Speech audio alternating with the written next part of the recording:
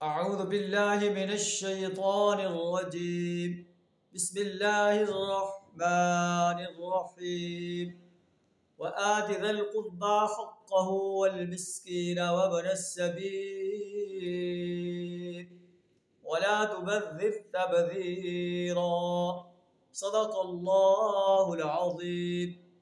سورہ بنی اسرائیل آیت نمبر 26 آپ کے سامنے تلاوت کی ہے، جس کا ترجمہ کچھ اس طرح ہے: وَآتِ ذَا الْقُرْبَى حَقَّهُ وَالْمِسْكِينَ وَابْنَ السَّبِيلِ. رشتہ دار کو اس کا حق دو، مسکین اور مسافر کو اس کا حق دو. اسلام کیسے سنہری اصول بیان فرما رہا ہے. وَلَا تُبَذِّرْ تَبْذِيرًا. فضول خرچی نہ کرو. إِنَّ الْمُبَذِّرِينَ كَانُوا إِخْوَانَ الشَّيَاطِينِ. فضول خرچ لوگ شیطان کے بھائی ہیں. وَكَانَ الشَّيْطَانُ لِرَبِّهِ كَفُورًا. شیطان اپنے رب کا ناشکر ہے. وَإِمَّا تُعْرِضَنَّ عَنْهُمُ ابْتِغَاءَ رَحْمَةٍ مِّن رَّبِّكَ تَرْجُوهَا.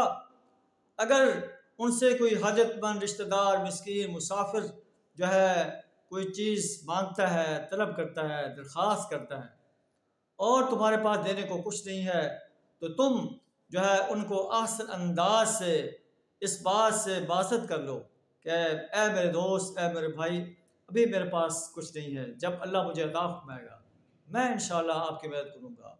فَقُلْ لَهُمْ قَوْلًا مَيْسُورًا. انہیں بڑے احسن انداز سے ان کو معذت کر دو. اللہ سبحانہ وتعالی ہمیں قرآن کی ان سنہری ہدایات کو اپنانے کی توفیق عطا فرما، ان اصولوں کو اپنے پورے ملک میں لاگو کرنے کی جرأت عطا فرما. آخر دعوانا الحمد للہ رب العالمین.